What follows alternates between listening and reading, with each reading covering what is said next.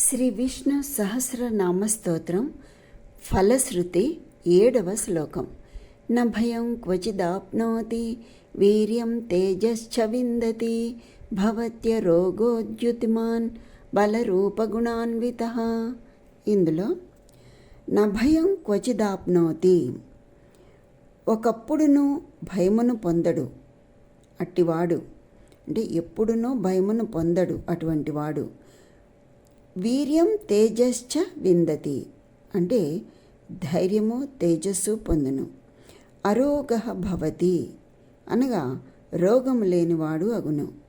ద్యుతిమాన్, తేజోవంతుడు. బలరూప గుణాన్వితః, బలము రూపము సద్గుణములతో కూనుకొన్నవాడు అగును, అట్టివాడు అని చెప్పి మనకి ఇందులో అర్థం తెలియచేస్తున్నారు. న భయం క్వచిదాప్నోతి వీర్యం తేజశ్చ విందతి భవత్య రోగోద్యుతిమాన్ బలరూపగుణాన్వితః, అనగా అట్టి మానవుడు ధైర్యము తేజస్సు పొంది రూప గుణ బల సమన్వితుడగును. మరియు అతడు ఎన్నడూనూ భయమును రోగములను పొందడు అని. స్వస్తి.